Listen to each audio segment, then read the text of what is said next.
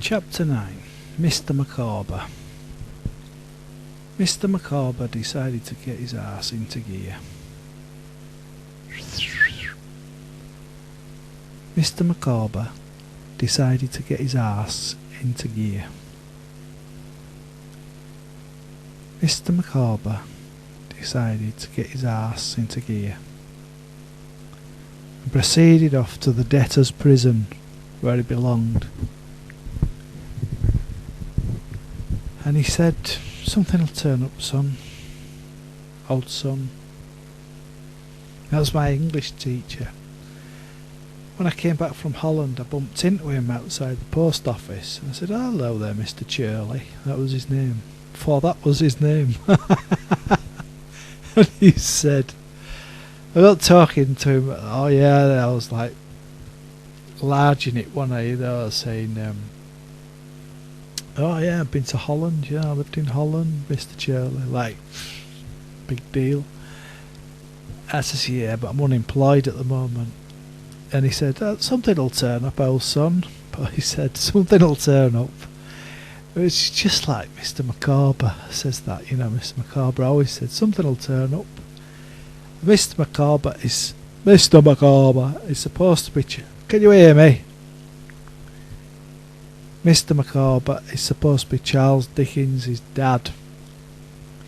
So Charles Dickens, he was used to his dad always being in debt.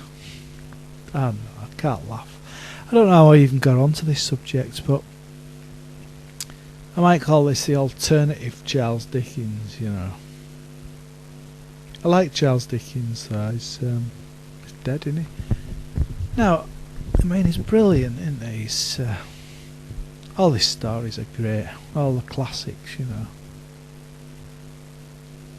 A Tale of Two Cities, Pride and Prejudice.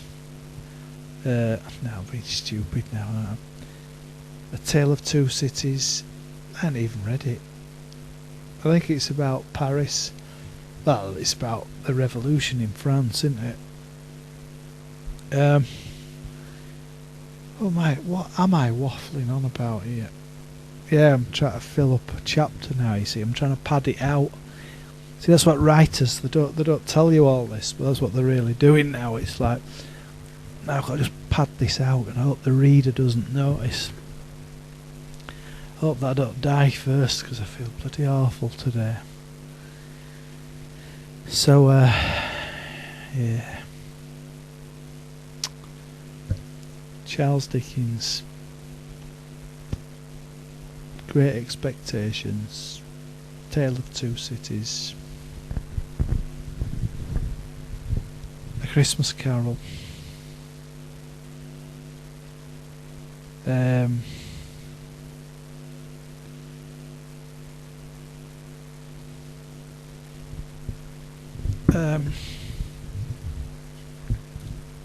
It'd be better if I could sort of think of a story, you know, like our hero proceeded up along the street and turned left. He then turned down the fire. Because it was too hot in his quarters, where he lived with his horse and blanket during the great cold of 2013. It's been cold. It's cold again today. I've got fire on here, which is brilliant, you know. I've got fire right next to me, but I have to keep turning it up and down. It never seems to be right. It never seems to satisfy. Kind of turn it on, turn it up, turn it down, go in the other room, go in the kitchen. Kitchen's freezing, turn the heating on there, get cooking, wait a bit, up, too warm, turn it down. You know, it's like that all day long. Just been into the room as well, talking to my mother, and forget what were we talking about. Oh, nothing. I just think that'd cheer her up a bit, you know.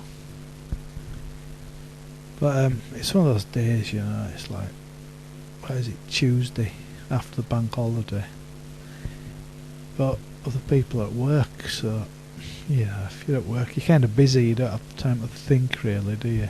You shouldn't have. And there's an advantage to just sort of working, not having to think about things. Whereas I'm working here at home, but I get time to think. I had the gardener around this just an hour ago. I gave him a chocolate bar, one for him and one for his wife, because she's not very well, she's got arthritis, and after this new drug that they've got, they can't get it for her. I was talking to him and we were just both complaining about the cold, It's like that though. I don't know, when I was younger I just didn't seem to complain about stuff like this. But that's because you're working, and if you're not working you kind of get out of the house, but cause I'm looking after my mother, and always in the house, always at home, and always cooking and washing up, and then trying to write this book. But what on earth do you write a book about? You think to yourself,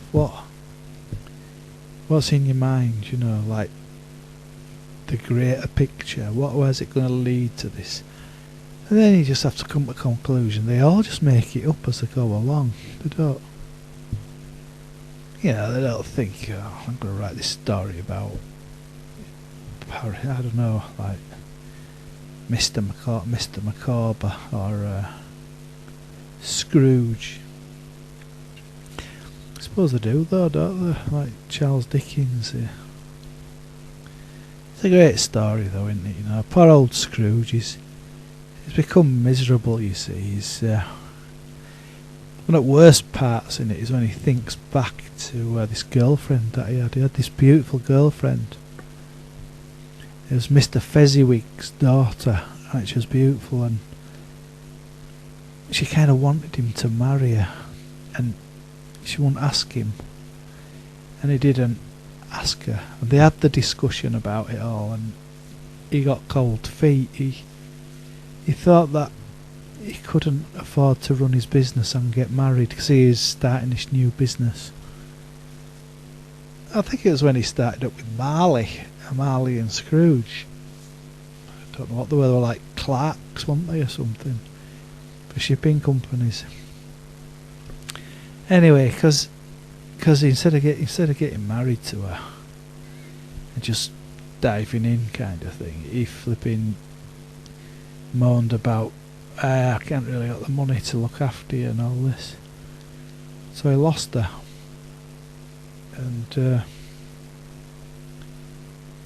and the ghost of Christmas past texts him right back to Mr. Fezziwig's when at Christmas time they're all having a really good knees up and a good laugh. Mr. Fezziwig's forking out for all his staff, and they're all enjoying themselves together, having a good time. And that's when it shows you, it's the TV version, and that it shows you his daughter, Mr. Fezziwig's daughter. I don't know what her name was, but they're always portrayed as these nice ladies, Sometimes you get, well, not always, but she was. Anyway, so that must have broke his heart going back, thinking through all that again. Anyway, it made him more determined not to be so tight with his money, so he rolled out some money, you see. That's a good thing. And I feel like that because I gave the gardener some chocolate for him and his wife, because she's got bad arthritis, so I said, "Here, have a couple of bars of chocolate." It just cheers people up, doesn't it? And made me feel good to give something, and make him feel good when he's sitting in his van. And he's thinking, what can I do now? I think I'll have some of that chocolate. And I get stuck into it. I'll be sitting there looking out a window, chewing on that chocolate now with his dog. He's got a dog in there, a boxer dog. Might even give dog a piece of chocolate if it doesn't spew up. Anyway, 10 minutes is up and chapter 9 is vorbei. I'm talking German, watch it. No, it's going up to 10 minutes, so I have to finish this one. Chapter 9. The book goes on. It must. That's it. Bye bye.